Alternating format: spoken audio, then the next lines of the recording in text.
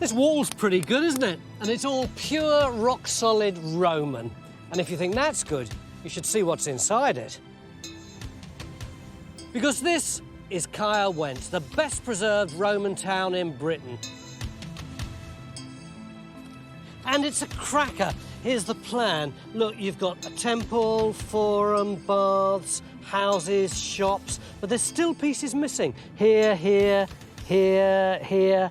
Absolutely nothing. That's because those areas have never been touched, never been dug until now. We've been invited here to get to the very heart of the Roman town, uncover its secrets and fill in the blanks.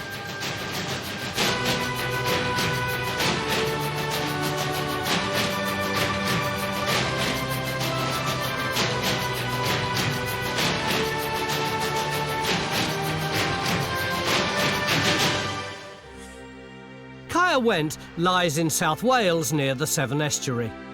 In Roman times, it lay on the main road from Gloucester to the legionary fortress Caerleon. Today, this small rural town is the best-kept Roman secret in Britain. Over the past 100 years, archaeologists have been piecing together a massive archaeological jigsaw puzzle. And now, pub and post office rub shoulders with temples and villas. Fantastic sight, Neil. Isn't it? We're walking down the high street of one of the major Roman towns of Britain. Forum over there, baths here, temples here. You know, what could be better than that? Yeah, except this is not a Time Team tourist trip. What are we likely to find? Well, I don't know, but if I wanted to guess, you know, what would you expect to find in the high street of your local town? You know, fancy shops, fast food outlets, vegetable market, meat market, anything. And it could all be in here, right on the high street. I mean, look at it. You know, Greenfield has never been dug or geophysics ever, and yet we're right on the major street of a major Roman town. There's only one thing that's perplexing me. Why is Mick Aston here, the famous medievalist who hates anything Roman? Yeah, not keen on the Romans. But we're right next to the church there. That's medieval. So I think there's going to be a lot of medieval stuff here on top. Yeah, but Mick, we've got 3 days digging the centre of a major Roman town. We can't spend all that time up in the top of 6 inches looking for the medieval. He's the boss this week, right? That's right. So what are we going to do? Well, obvious, isn't it? Geophysics first. Let's look at that and get a trench in. We've got to do it quick. We haven't got times against us. Yeah, I still think we'll have a metre of medieval stuff on top, though, to get through. Mick, we will get through that fairly swiftly. Let's see. So, under the watchful eye of our medieval policeman, our conquest of Caerwent begins, right in the heart of the Roman town, as the archaeologists investigate this field for the first time ever. And while we wait with bated breath for the results, Helen's finding out about the town's history. I can see there's lots of Roman buildings here, but what else do we know? We know that the Romans called it Venta Silurum, which means the marketplace of the Silures. They were the local tribe who lived in this part of South Wales. So were the Silures friendly to the Romans? Initially, they were the opposite of friendly. They were the most unfriendly of tribes in Britain. And it took 25 to 30 years for the tribe finally to be subdued and to be incorporated within what became the Roman province of Britannia. So how did these wild barbarians end up with a Roman town? Because the Romans thought that the only civilised way to live was in a town, they founded towns and they relied upon the local elites to rule for them. So the local elites restyled themselves from being warrior elites and instead become urban magistrates, a bit like a town councillor. So Caerwent was both a market town and an important political centre, and this might give us a clue to what's going on in our field. And as the digger arrives, the geophys is hot off the press. But it's causing some confusion.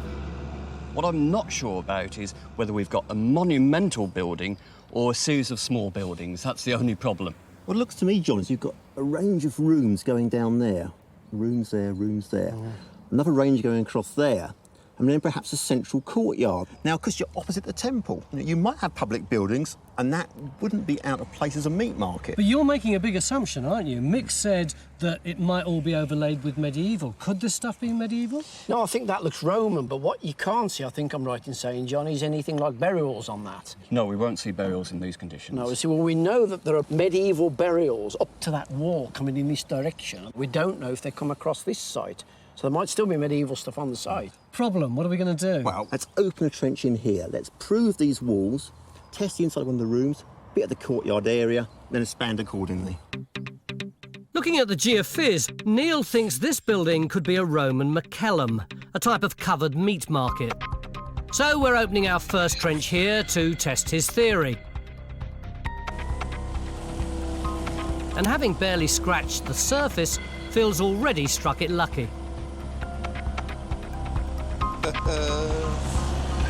Even you know what that is, Phil. Even Tony knows what that is. So I'd say sort of 2nd century AD. First piece of pot. Phil! Oh, Thanks, lovely mate. job, cheers. Why are we saying this could either be a huge building or a meat market? Well, I guess a meat market has a fairly standard plan. It has ranges of rooms, almost booths, if you like, around a central courtyard. And I guess in those booths, you might have people selling cooked meats, legs of lamb, that kind of thing. And I think the point is, it's got a single plan, therefore it's paid for by one entrepreneur who then rents it out to individual butchers. So it's all about mercantile activity. What's to think of that then? Is that mortar? Mortar. That is, isn't it? Ooh, that's one wall line. Is this more or less where you're supposed to be? Yeah, does it correspond with what you've got on the geophys? Well, it was meant to come through the middle of the trench, so we're not I far mean- off. So much for our resident medieval misery guts. It's only 11 a.m. and we're right down among the Romans. Not enough to convince me we've got a meat market yet, but considering the fantastic ruins over the rest of the town, it is pretty tantalising. Because looking at the plan of Roman Caerwent, previous digs have already revealed a grid system of roads which surround blocks of shops, temples and houses, and at the centre of it all, the political heart of the town, the Forum. When Neil said the Forum was here, I was expecting something grand and towering with great roofs and columns and things, but it's not much here, really, is there? For Roman Britain, this is actually quite impressive for standing remains. This is one of the very few uncovered Forum basilicas in Britain. But look, there's virtually nothing here. I mean, this can't be old, surely. No, this isn't ancient, but it was based on what was excavated, and this has been reconstructed. So all But this based on gutter what they around found- here? So that gutter would have been original, Yeah. yes. So what would this have looked like? It would have started as this big open space for commercial activity and also an important political meeting space. They would have had pillars at the front, Yeah. and then there would have been an open space behind it. And then behind that, there were probably shops, which you can see there. There's one there. So this is a shop. This is What? a shop, yes. This bit here? This bit there. And when it was excavated, there were a lot of oyster shells found in it, so it might have been something like an oyster bar. Really? With these impressive steps in front of the Forum? Yeah, they may well have been lined with something. There may well have been statues flanking on either side, leading people into here, which is the basilica. What's a basilica? The basilica is the sort of political chamber that's attached to it, a bit like a modern cathedral, in that you have two side aisles and a central nave. And you can see where you've got those really big wide walls there. Yes. They're so wide because they have columns going up them, huge columns to give this aspect of height. So this is really the heart of the political activity in the city. Well, that's quite enough talking politics. Of course, over the road, Phil's exposed more of the possible meat market. So, Phil, looks like you've got another wall there. Yeah, it's quite a narrow one, this one. It's only that wide, look. It's just running back in that direction. OK, so that's kind of at right angles to this one, which you got earlier on, isn't it? Well, but I think it's more complicated than that, because we got this face of a wall in there. Look, you can still see that's running down there. But we seem to have a face in there and one out there. Oh. I wonder whether we ain't got two walls. Yeah, built from side to side. Yeah. Oh, it springs up all manner of interesting, problems and questions. Lots of walls, great. Lots of problems, not so great. And it doesn't look as though things are about to get any easier, since John's got the geophys results for the rest of the field. Look, we've extended the resistance survey, and there's Phil's trench. And now we've got this really strong high-resistance anomaly. So what, is this a wall or a ditch? Well, it's a wall, Oh, right. a substantial wall by the looks of it. Look at the overall plan within the town. This wall we've got, it is on that sort of line. So it's almost as if those thin properties we're picking up the same in here, perhaps, Neil. I mean, maybe what you've got is you've got your linear strip shop, because you're a fair way back from the road here. Yeah. Maybe what you've actually got here is a more high-class living apartments. You don't want the smell of the noise at the front, Right. but you kind of live out the back. So we should certainly put a trench across this thing. Oh, yeah, I think something in there on the corner, don't you think? Yeah, right on the corner, Right as on you the say. corner there. I thought you might say that. Oh, he's done it already. Look, he always does that. Well, get on with it. So we're cracking on with a second trench, but I'm feeling a bit out of the loop.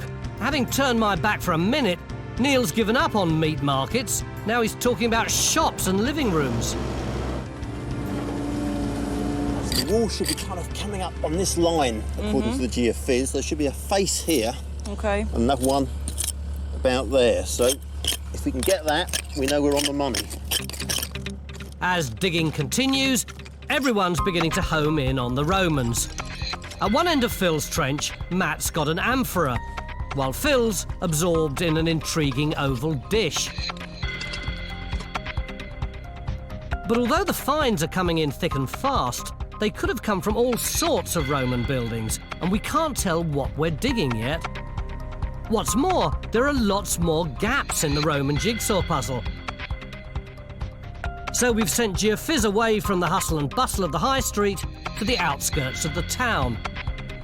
We're wondering whether this might have been a quieter, more residential area, and surveying it will help get a fuller picture of the town layout. Looking at this plan, I find really interesting because there's 5 little grids along this way and 4 down here, so that's 20 in all. And the whole town's described in this very neat rectangle. It's almost as though the planners preordained what they were going to do and just laid it onto the landscape. Is that what the Romans did? Essentially, it's exactly what they did. One of the oldest laws in Rome was that the dead could only be buried outside the town walls, and so you needed to demarcate the urban limits. So there are various ceremonies and rituals that they employed while laying out these towns that involved soothsayers, and also the ploughing of a ritual furrow around it with a brown ox and a white ox and all sorts of things. There is one flaw in this perfect plan, though. If you look at this north gate and the south gate, they're wonky. That's one way of describing it.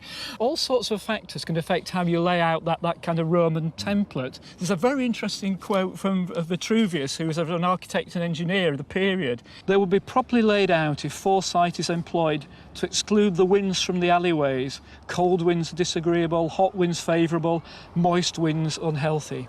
So literally, I don't want the winds whistling down the alleyways. That might affect how they orient things, how things are laid out. And I want to try and understand why you've got a wonky gate system, why the layout of the town is this shape and this size, and why it's here. Back in the town centre, we've thrown everyone at the trenches. Although still confusing, clear wall lines are beginning to appear. And what's more, we're now finding evidence which might tell us what the buildings were used for. Come on, you little devil. Just keep rocking it. Give it plenty of support underneath. And up she comes. And then... Fantastic. Yeah, Would you call it a fish dish? fish dish, yeah. See that, Matt? Lovely. What have you got there by your knee? On this, I'm just cleaning down here. It looks like the rim of an amphora, I think. So that might be for oil. Yep, so we've got foodstuffs everywhere. We could have a chip shop, couldn't we, with the oil and the fish? Well, it's just a suggestion. And quite frankly, the archaeologists don't seem to have much of a clue. But over in Trench 2, the walls finally seem to be coming together. Rich, there's been a lot of activity in this trench. What's this big feature coming through here? Well, that seems to be what the geophysics was picking up. I think it's just the old crappy material that's been thrown back in. But I've got high hopes for an intact wall being under there. Then you've got this, another wall here? Well, that's it. I mean, this was a really unexpected find. An intact wall that's actually 90 degrees to this robbed out wall. And interestingly, I was talking to Tracy, and we realised that, of course, they line up in this direction. Right, so potentially we've actually got one building running all the way back to here. Back wall along here. I mean, that's quite a sizable building, isn't it? It really is. So, end of day 1, and it looks like we might have a huge, long building running right down the length of the field. But what on earth is it? This is our first trench, trench number 1, and it came down bang on the money. There's Roman structures everywhere. We've got a wall here that I'm standing on, and next to it there's another wall, but that seems to be of a different period.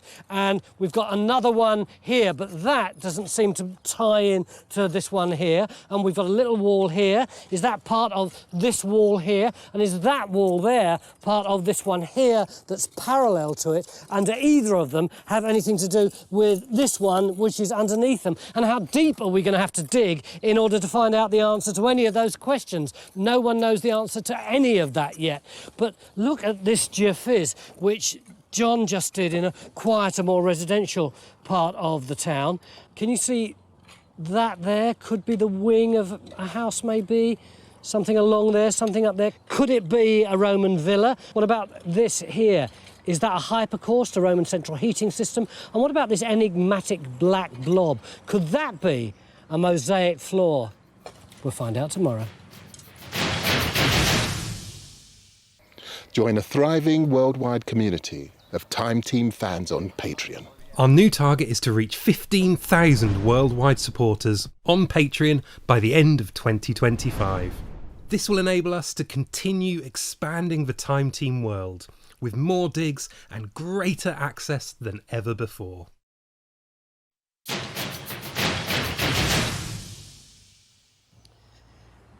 Beginning of day 2 here in South Wales, where we're trying to fill in some of the archaeological gaps in Caerwent, the best preserved Roman town in Britain. Yesterday we put our first trenches in here, slap bang in the middle of the Roman town, and people were talking about a great municipal market or long rows of shops, and we were getting very excited, although by the end of the day all we'd got was a tangle of walls. Actually, what we've got is still very difficult to work out. If you want me to guess, I think we actually have one shop here and then perhaps another shop back there behind Faye. But the other alternative yesterday was that it might be a load of retail outlets under one massive roof. The walls are quite flimsy, they're not that well built. I think the market you'd expect bigger walls, more monumentally constructed. To me, it looks like private enterprise. You know, one person here, one person there. So it's more Oxford Street than Smithfield. But it is early days yet, isn't it? Yeah, absolutely. We've got to excavate down in this area here. This is perhaps the living room where people were living at the back of the shop,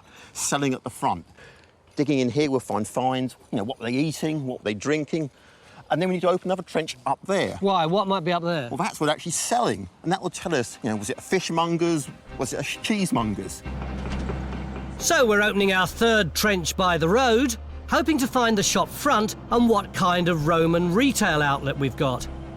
Because at last, Neil seems to be confident that we're dealing with individual shops with living quarters stretching out behind the shop floor.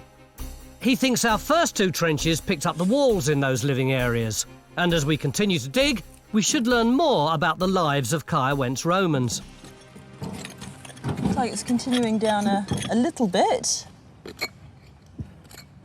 Oh, here we go. Right, do you want to... There's these sort of 2 rather sharp prongs off the end of it. Sometimes with these things, they're part of toilet sets and they were cleaning under your nails with. You maybe get a set of tweezers and a little ear scoop. And it's like having a cotton bud, but without the bud on the end. And you're supposed to scoop the wax out, and then maybe that's for cleaning nails and your ears at the same time. OK, we wanted to get close to the Romans, but that's just a little too close. As part of our quest to fill in some of the gaps in the plan of Roman Caerwent, we're not only concentrating on the centre of the town. So Stuart's scrambling over the walls, looking for clues to understanding the layout of the town, while Louise is hauling a somewhat bemused Helen into the village church. I'm not usually dragged into a church by a Romanist. Well, I brought you here to show you this inscription. Oh, isn't that lovely? What a fantastic lettering. Yeah, it's absolutely brilliant, and it's set up to a guy called Tiberius Paulinus, and he was in charge of the 2nd Legion Augusta, which was just up the road at Caerleon. So this is to Augusta, yeah. What's this doing at Caerwent, then? Well, this is where you get to the next bit of the inscription, because it says here that it was set up by a decree of the town council of the Silures. And so they've set it up to this guy. The way that a sort of small town like Caerwent would have fitted into the Roman political system was they'd have had somebody important to intercede on their behalf at Rome, to sort of put petitions to the emperor or the senate. And what it shows is that these people, the Silures, really know how to work within a really big, complex political structure. This 3rd century monument is the only record in Britain which documents a Roman council at work and proves just how Romanised we Brits had become. And since we've got a whole forum at our disposal, it's a perfect chance to experience the cold face of Roman politics. Mind you, it took 30 years to civilise the local barbarians. So if you guys are town councillors, one of the things you have to do is show that you are good men, morally virtuous men, and you do that through the way you orate. To what? To make a speech in a Roman manner. It shows through your moral worth. So what do we have to do? Well, you have to give a speech following certain gestures which we know about from a 2nd century AD handbook. So some of the things you have to do is the way in which you gesture. You extend the arm with your shoulders well thrown back and still with your head up. You touch your thumb to your middle finger and extend the other to 3 fingers. Right. And you might use that to denigrate your opponent or to make an emphatic point.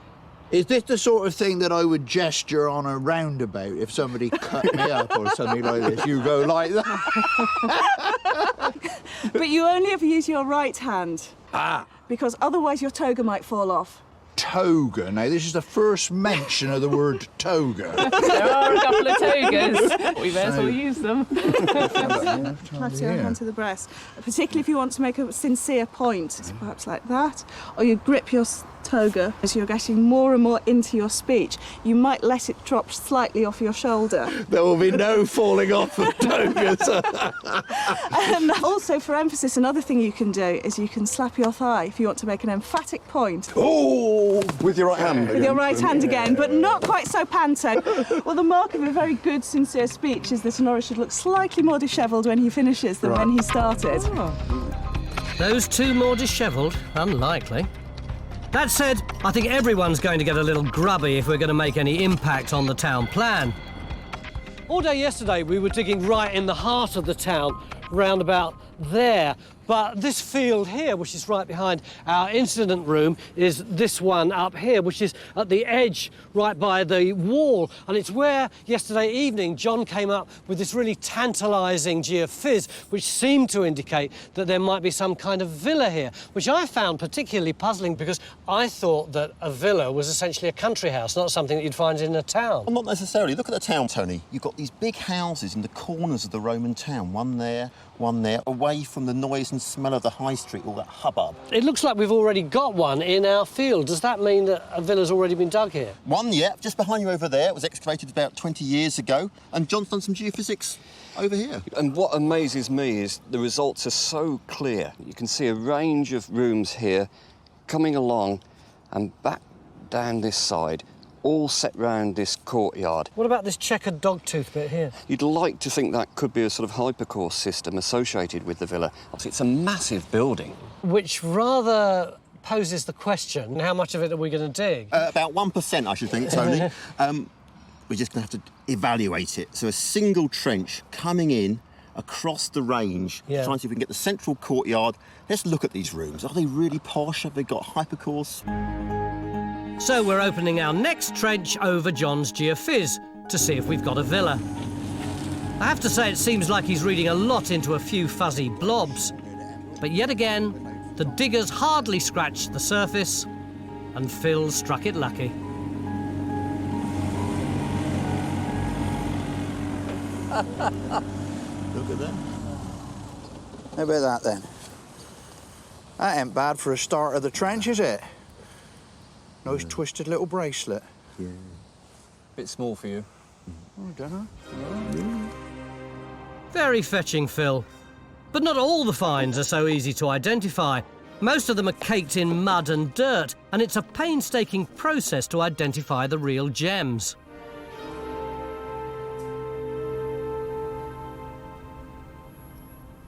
You know, this really did look like a piece of bone. And in fact, actually, now that I'm cleaning it up, I think it's more likely to be antler.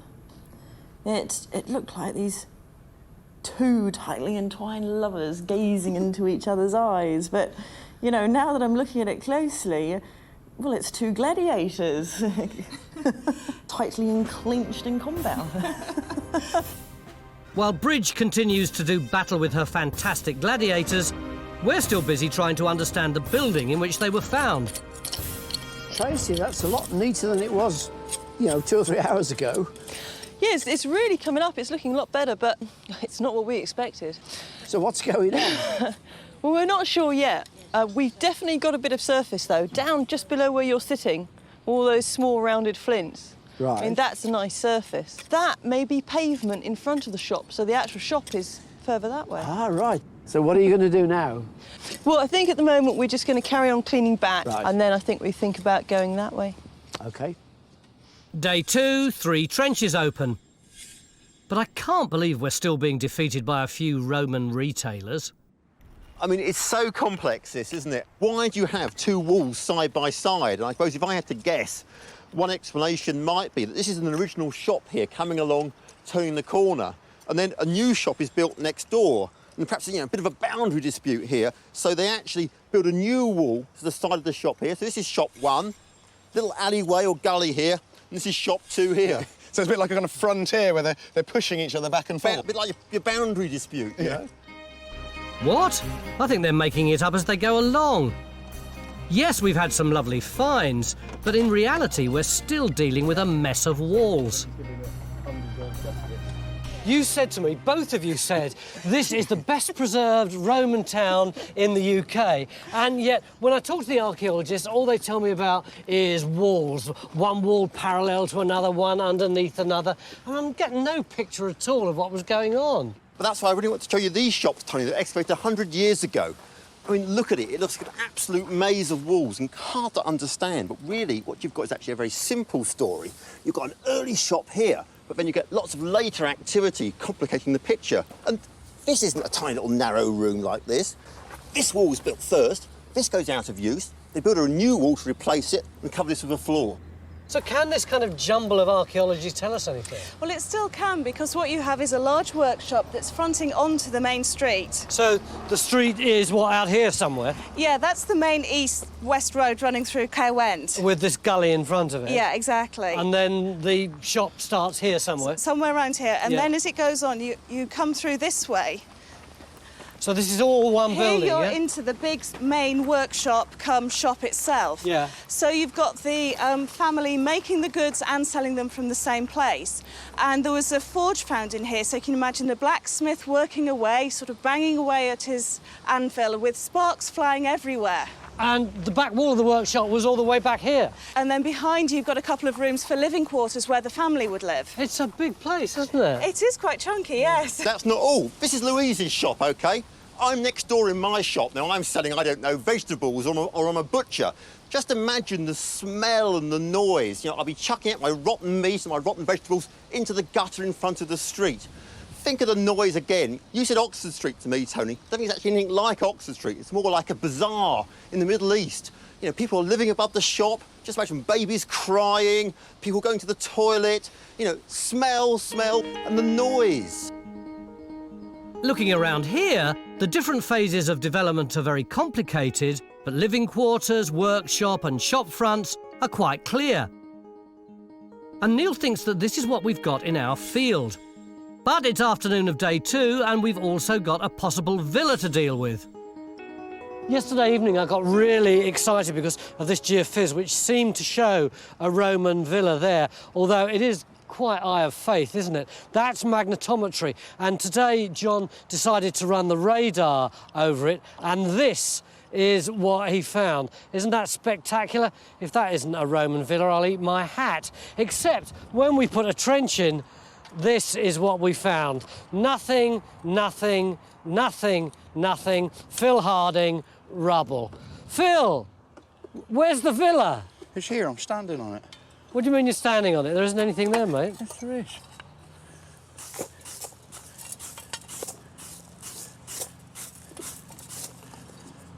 So, what's that hard surface then? Solid wall. And Yeah. if you really want class,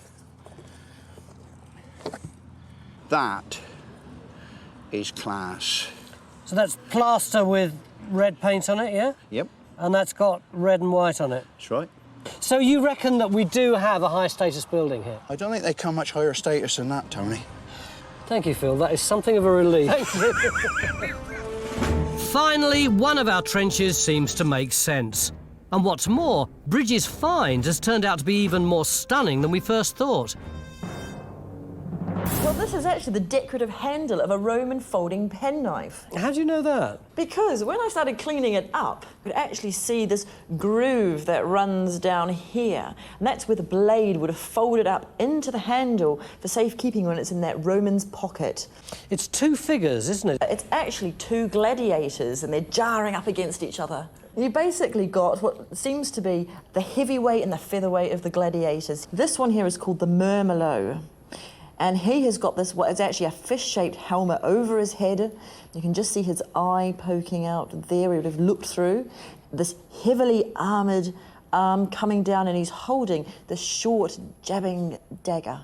And the other one? Well, that's it. This is the Rotarius, and he really is the light, sprightly gladiator. He would have been holding just a net in his hand with a pitched fork, but on his shoulder there, he's got a protective piece of metalwork, which is the only thing that would have been protecting his face and head. You can actually see he's not wearing a helmet at all. Would you agree that it's important? Oh, goodness, yeah. I mean, I've seen only one of these elsewhere in Roman Britain, and that is of a quality that could easily go on display in the National Museum of Wales. Back at the Villa Trench, and the finds just keep on coming. Ah, Peter. Yes, Joe? Oh, fantastic. Can I give that to you? Wow, look at that. Roman brooch, isn't it? Copper alloy, almost complete. The spring is up here, and there would have been a pin to attach it to your cloak. Toga, your and cloak. keep that in place up there. That's lovely. A fantastic find to end a great day. And I know a couple of would-be Romans who'd be very grateful for that toga brooch. Well, the next lesson is voice coaching. Your tone of voice has to be very agreeable, very persuasive. Nice deep voice. And part of the way in which you speak is also to do with sort of exercise. So you might want to go for a bit of a walk before you give your speech, or you might want to rub down with some oil. Sounds right. I'm up for a bit of a rub down. But you must abstain from sex before you give your speech. Well, I've managed that too. In those costumes, I think you probably will. And finally, you must avoid any trace of a rustic accent. Oh, there's no chance of that, then, is there? Deary me. I think this is going to be nearly impossible, isn't it? Toga's in a high wind and not a good look. Slope off for a pint? I think so, yeah. Enough time. Bit of rub down.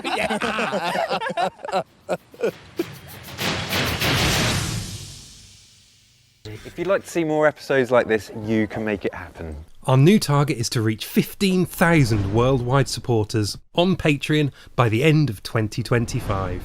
This will enable us to continue expanding the Time Team world. Enjoy front row seats for the greatest show on Earth and under it.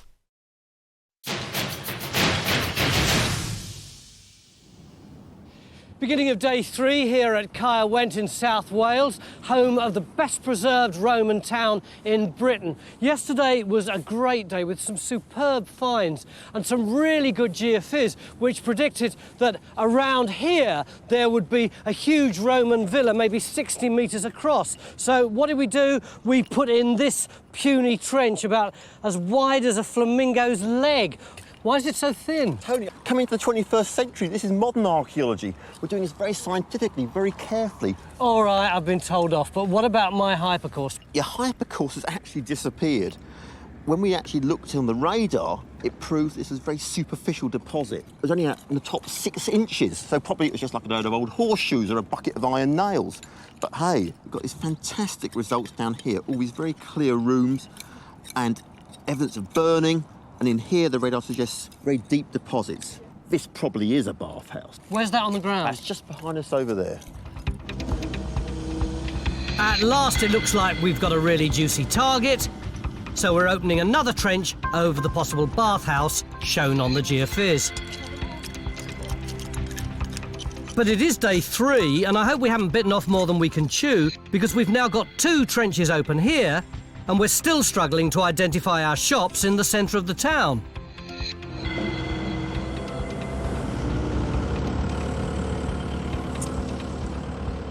We don't seem to have anything that looks much like a wall in here yet. Peter, I've got this little coin here. Back in the villa, Phil's having more luck. Fantastic. You can see at the end you've got a sort of few lines coming out from the top. I will do if I put my glasses on. Big rocks I can see. That's part of the Emperor's crown. And this kind of coin was made in the very end of the 3rd century, sometime between 275 and around about 300. So that should give you quite a nice tight date for the destruction of this building. This is a copy, probably made in Britain. So it's a forgery? It's not a forgery because the intention wasn't to defraud anybody. These are known as barbarous radiates, and they were made locally because the Roman state wasn't making enough money, so people took it upon themselves to make their own. Well, everybody was just turning out money? Almost, yes. I like the sound of that. Yeah, me too. We might be on the money in Phil's trench, but not all of the finds are exactly what some of us expected. I hear we've got some human bones at last. We have indeed, but not everybody would necessarily recognise them as human because they are so tiny. These are from a newborn baby. So this is the tibia, that's the big shin bone. Yeah. And you can see this, it's got this same basic triangular form that it has with this ridge down the front. That's the bit that if you get kicked, it hurts. Yes. Why are these found in the Roman buildings, then? Well, the thing about individuals of this age, that's individuals of less than 6 months, which is what you class newborns as being, is that they would commonly, at this period, buried within settlement areas rather than out in the cemeteries with the rest of the dead. So it's almost as if, with these young individuals, because they've had no life of their own, they were kept within the realms of the living. I love anything like that, you know, that gets us really close to people at the time, doesn't it? And the other way you can do that, if you look at this piece of ceramic building material, can you see the finger impressions? Oh, crikey, yeah, look at that. It looks like you've actually got fingerprints. That's a lot smaller than mine. There might be a child or something like that. Yes. That's wonderful. It may be wonderful, but it's mid-morning day 3 and everyone else is busy trying to solve the problems in the trenches, except for Stuart, who's dragged me off to play with his new toy. Stuart, my instinct tells me this isn't a rotary clothesline. This is a Roman surveying instrument. It's called a groma, and one was found in Pompeii in 1912. So we know this is the instrument they use for setting out roads and the grid patterns in streets. Now, how they do that is using this groma, which basically is like a cross at right angles to each other. Yeah. What you would do is you line these 3 strings here. When you stand back from it, you line the 3 up. I've put a pole at the end of it down there. Yeah. So that's my baseline. That's the line of the road, effectively. So what I would do is come over here. Hang on, I've seen the design floor already. It's really windy today, and this is swinging around like a conker.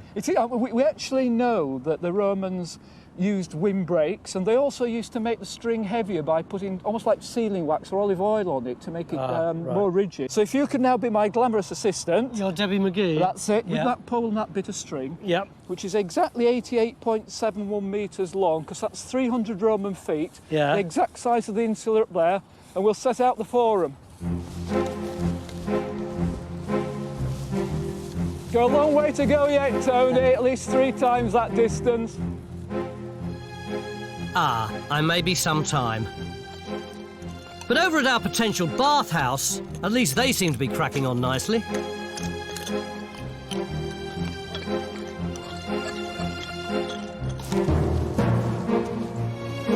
I'm there! Move the pole that way! Going! Right! Right bit! Stop there! Stop!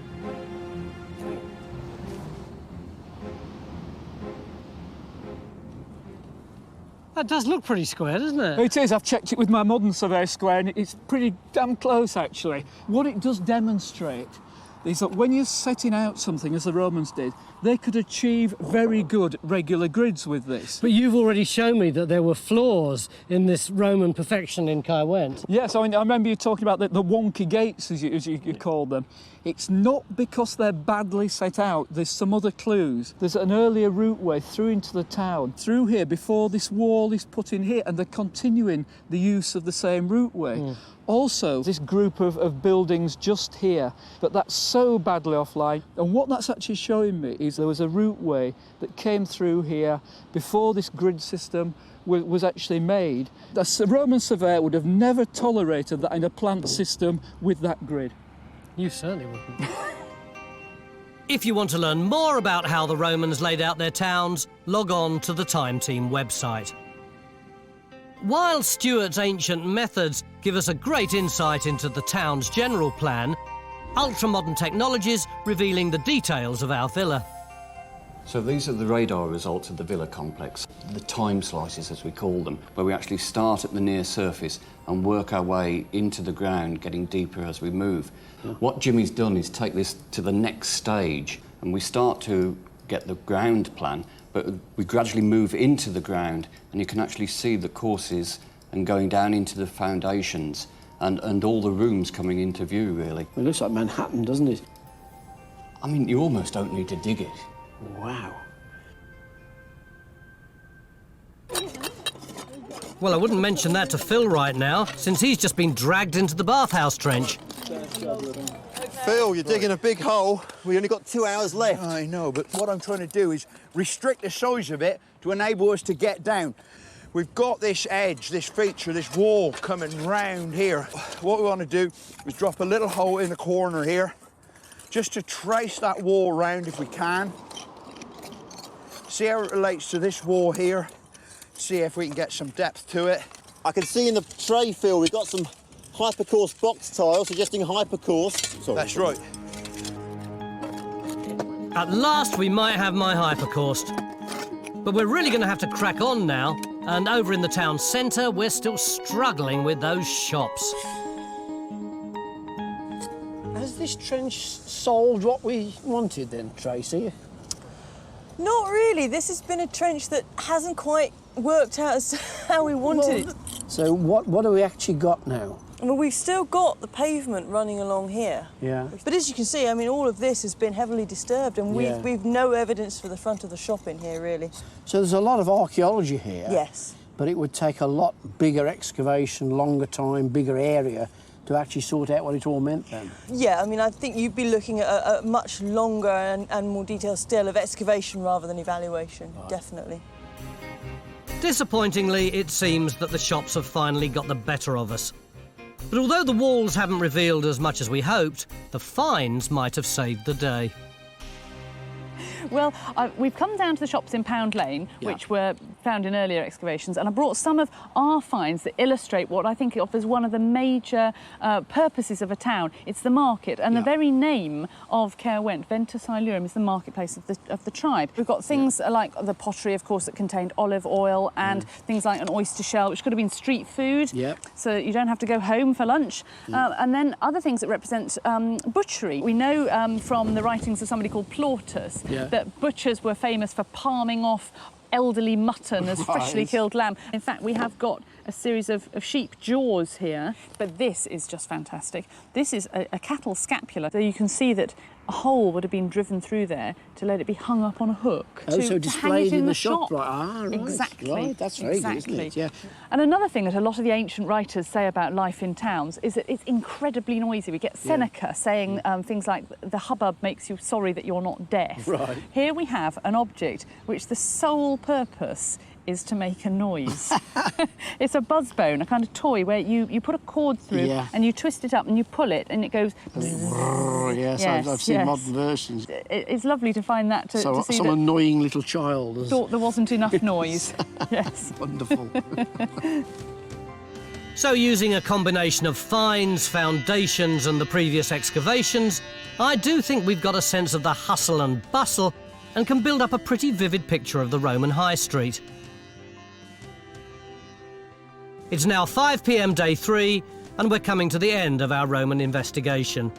But has Phil managed to find our bathhouse? Phil, the time's moving on. Do you reckon you've cracked this trench? Absolutely, Tony. What do you reckon you've got? Well, it's been a hell of a struggle, but it really has been worth it. We do seem to have the plunge pool of a bathhouse. Yeah? Yeah. We've got this wonderful curving wall that goes round there and extends out into the field there. And then on the back side, we've got this straight wall. So we've got this lovely semicircular plunge pool. And the idea is obviously when you have your bath, you can actually lounge about in there and you've got this glorious view out to the west. The sun is coming in from the west. Bit nippy, but beautiful.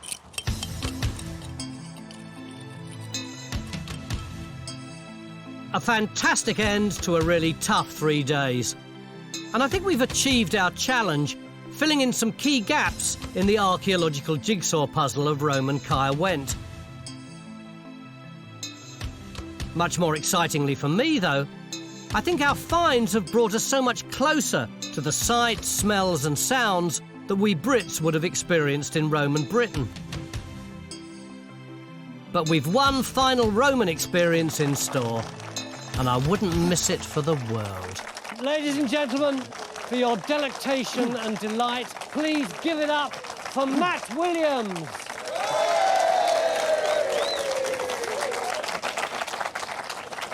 And Fighting Phil Harding. Matt, will you please mount the podium? I shall. Sicis diligentius reputit in nulla parte operasia vita est. Try that again. Ceu non saluberinarium ad portas aquae licorium natura.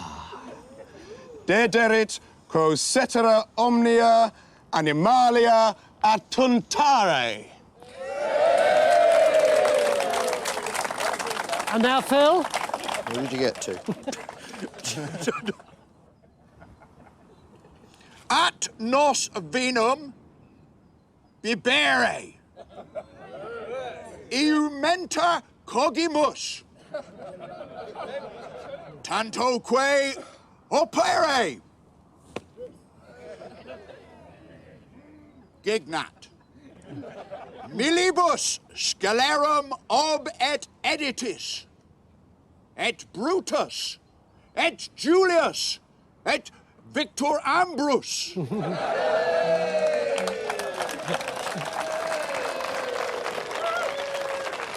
So, ladies and gentlemen, were you convinced by Matt?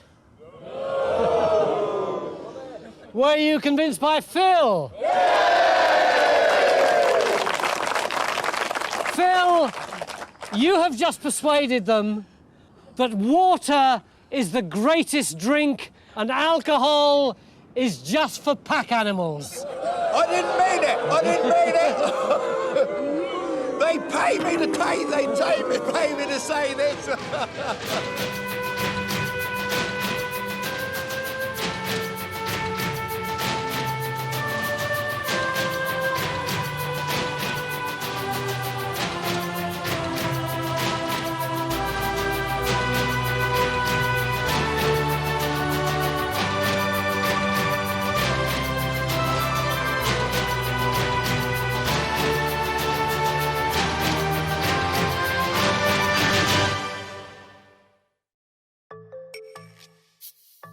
Join Time Team on Patreon to access exclusive 3D models, masterclasses and behind-the-scenes insights.